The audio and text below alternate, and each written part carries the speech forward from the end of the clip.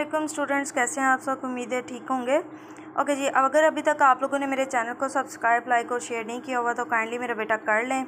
और अगर domain range और प्लॉटिंग ऑफ अ फंक्शन से रिलेटेड कोई भी अभी कॉन्सेप्ट आपका क्लियर नहीं है तो आप इससे रिलेटेड मेरी प्रीवियस वीडियोस देख सकते हैं, ठीक है, जिसमें मैंने सारे question Thomas calculus 12th edition के सॉल्व किए हुए हैं, ठीक है, एक्सरसाइज 1.1 के।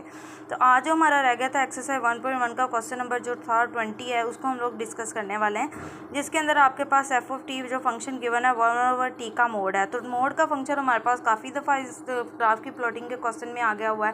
क्वेश्चन नंबर 19 में भी था, क्वेश्चन नंबर उसके अलावा 17 के अंदर भी मोड वाला क्वेश्चन था। तो मोड की प्रॉपर्टी से आपको ये फ़ायदा हो जाता है कि हर नेगेटिव नंबर पॉजिटिव हो जाता है। और उसके अलावा अब आपके पास पी बाई क्यू के फॉर्म का फंक्शन है। तो अभी लास्ट ही वीडियो क्वेश्चन नंबर 19 में ही हम लोगों ने डिस्कस किया था कि अगर इस तरह की फॉर्म हो तो सबसे पहले आपने वो नंबर इसमें से स्किप करना है या वो निकाल देना जिससे आपका फंक्शन अनडिफाइंड बन रहा हो, मतलब डिनोमिनेटर में ज़ीरो बन रहा हो। यहाँ पे फंक्शन के अंदर अब ज़ीरो जब पुट करते हैं तो आपके पास 1/0 के फॉर्म बन जाती है, जो के पास आपके पास होती है अनडिफाइंड फंक्शन की फॉर्म। तो इसको अवॉइड करने के लिए हम करेंगे अपने डोमेन में से उस नंबर को क्या कर देंगे, माइनस कर देंगे।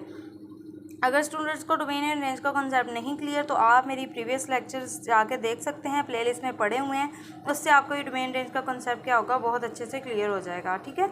अब सेम इसी की प्लॉटिंग के लिए भी हम लोगों ने क्या किया, कुछ टी इस दफ़ा एक्स नहीं, आपका फंक्शन टी है, मतलब इंडिपेंडेंट जो वेरिएबल टी यूज़ हुआ है वो आपने डोमेन में इसकी वैल्यूज़ लेनी है और उसके कोरस्पॉन्डिंग आपके पास वाई की वैल्यूज़ आती जाएंगी।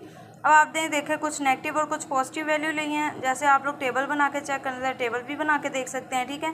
और उसके कोरस्पॉन्डिंग आपके पास वाई की वैल्यू आती है। जब आप फंक्शन के अंदर 1 पुट करते हैं 1/1 की फॉर्म बन जाएगी। तो आपके पास किस तरह से सॉल्व होगा, चलें थोड़ा सा हम लोग टेबल भी बनाकर देख लेते हैं कि अगर कुछ स्टूडेंट्स को अभी भी क्लियर नहीं होता कि किस तरह से करेंगे तो उनके लिए भी आसानी हो जाएगी। सबसे पहले तो आप लोगों ने फंक्शन के अंदर देखना है आपका वेरिएबल कौन सा यूज़ हो रहा है। आपके पास इस वक्त इंडिपेंडेंट वेरिएबल यूज़ हो रहा है मेरा बेटा, वो आपके पास हो रहा है टी यूज़ हो रहा है, ठीक है। और उसके कोरस्पॉन्डिंग आपके पास जो फंक्शन की वैल्यू आएगी वो एफ ऑफ टी की आएगी, ठीक है। तो पहली वैल्यू मैंने जैसे इधर भी ली हुई है, आप भी इसी तरह लिख लें। 1 ले लिया, 2 ले लिया, 3 वैल्यू ली हुई है, -1 ली हुई है, -2 है और आपके पास -3 ली हुई है।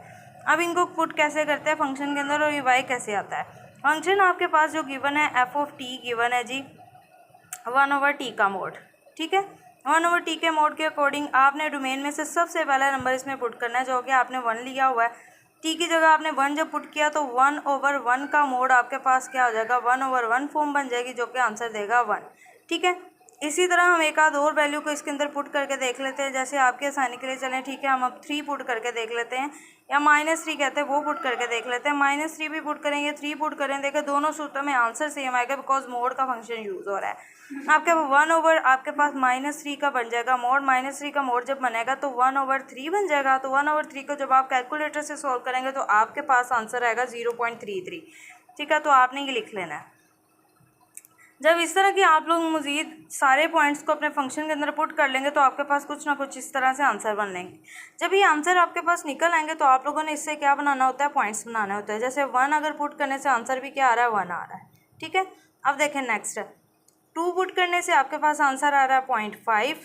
नेक्स्ट आपके पास जब आप 3 पुट करते हैं तो आपके पास आंसर आ रहा है 0.33। और ये मैंने यहाँ पे 1, हाँ जी ठीक है, 0.33।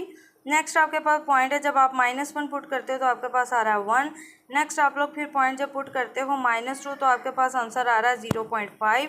नेक्स्ट फिर आप पॉइंट जो ले रहे हैं -3 पुट करते हो तो आपके पास आंसर आ रहा है 0.33, ठीक है। अब जब पॉइंट्स आ जाते हैं तो प्लॉटिंग बहुत आसान हो जाती है। आपने जो स्केल सेट किया होगा स्केल बड़ा अच्छे से सेट कर लेना है कि आपके देखें एक्स एक्सिस पे जो वैल्यूज़ जा रही हैं वो आपकी पॉजिटिव साइड से 3, नेगेटिव साइड से -3 तक जा रही हैं।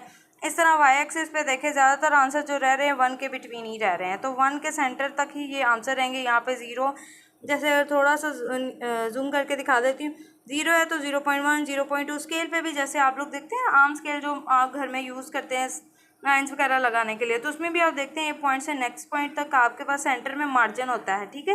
कुछ वैल्यूज का 0.9 था तो फिर आपके पास नेक्स्ट नंबर स्टार्ट होता है, सेम ऐसे ही यहाँ पे भी है।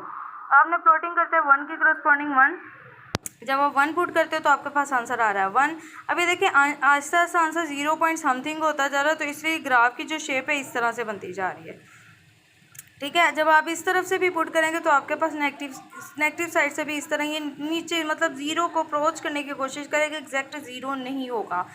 अब इसको जब आप इधर से ज्वाइनिंग कर लेंगे तो इधर से आपने बिल्कुल स्ट्रेट ग्राफ ऊपर की तरफ बढ़ा देना है। मतलब ये है कि आपने डोमेन में से ज़ीरो निकाला हुआ है तो ये ज़ीरो वाला जो यहाँ पे गैप आ रहा है ना, ये इंक्लूड नहीं है आपके ग्राफ के अंदर। ठीक है, होपफुली कि आपको ये चीज़ अंडरस्टैंड होगी। अगर आपने अभी तक मेरे चैनल को लाइक सब्सक्राइब और शेयर नहीं किया तो काइंडली कर दें मेरे बेटा जी। और मज़ीद अगर आपको कोई इन्फॉर्मेशन किसी क्वेश्चन से रिलेटेड चाहिए तो आप इनबॉक्स में या फिर कमेंट सेक्शन में पूछ सकते हैं। ठीक है, थैंक यू वेरी मच।